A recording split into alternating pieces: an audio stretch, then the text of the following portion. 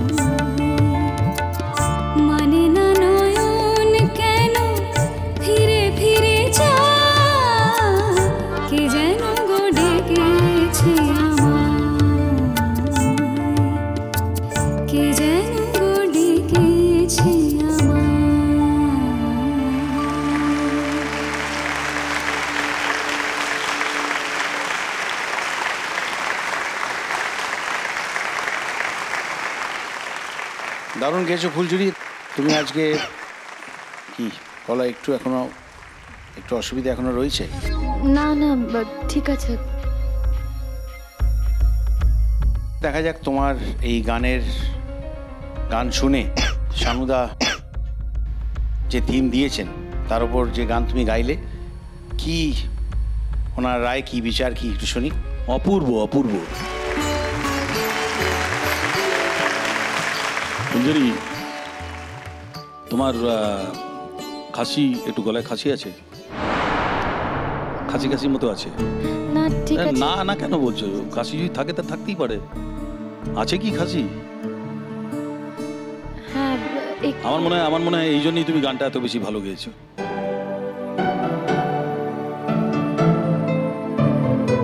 অপূর্ব, মানে কি বলবো, এত দরদ ছিল গানের মধ্যে।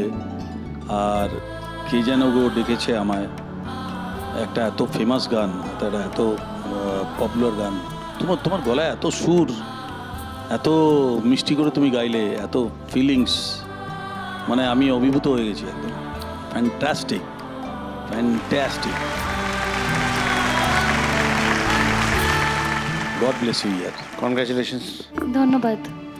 দেবুদা? ফুলঝুরি, তুমি, আমি কি বলবো, আমি এই গানটার সম্বন্ধে বলতে পারবো না। আমার মনে হলো যেরকম অরিজিনাল গানটা আমার শুনে যেরকম মনে হয়েছিল জীবনে প্রথমবার যখন শুনেছিলাম, আমার প্রায় সেরকমই গানটা লেগেছে। ফুলঝুরি, অসাধারণ ভালো গাইছো তুমি। আমি চাই যে তুমি তোমার ওই কীর্তনটাকে তুমি চর্চা করো এবং তোমার গানের মধ্যে আসো, এইটা আমি চাই। বাবুল, তুই তো একজন সিঙ্গার, মিউজিশিয়ান, তোর নিজের কি মনে হলো? মানে আমরা দুজনেই যা যেরকম নয়, তুই তো একজন গানের মানুষ, তো তোর কি মনে হচ্ছে বল। যেটা বারবার তোমরা বলেছো যে শানুদা ইনফ্যাক্ট দুবার দু তিনবার এই কথাটা মেনশন করেছে, খুব ইম্পর্টেন্ট। সেটা হচ্ছে এই একটা পারফর্মিং স্টেজেতে একবারে এরকম একটা গানকে গাওয়া খুব শক্ত ব্যাপার। সেটা তখনকার দিনের আর্টিস্টরা কিন্তু অনায়াসে করতেন। আজকে কম্পিউটার বা বিভিন্নভাবে সিঙ্গারদের সাহায্য করা নানা রকম টুল এসে যাওয়াতে লোকে শর্টকাট খুঁজে নেয়।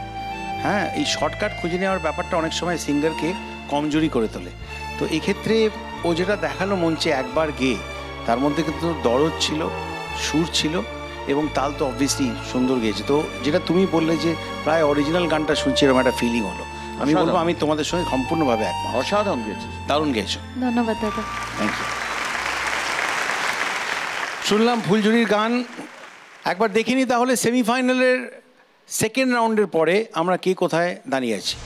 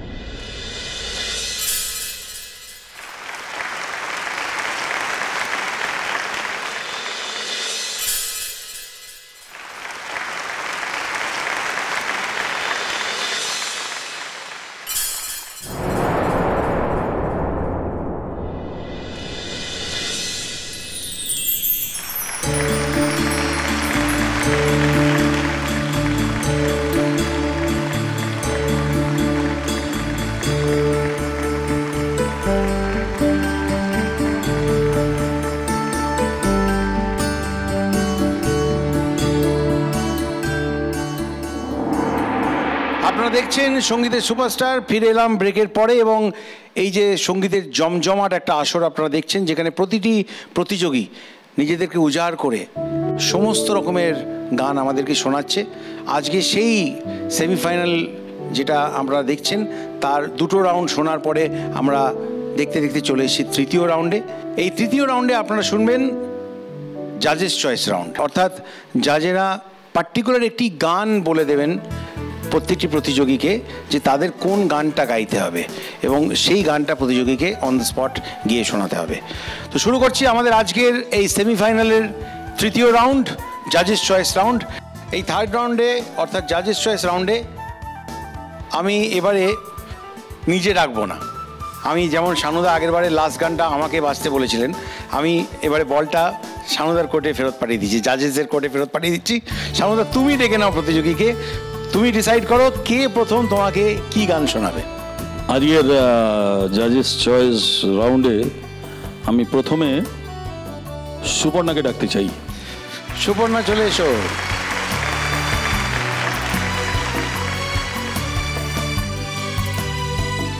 দেখা যাক সুপর্ণার জন্য সানুদা কি গান বেজেছে। সানুদা, সুপর্ণার গান হচ্ছে আজকে গীতা দত্তজির গাওয়া এই মায়াবী তিথি।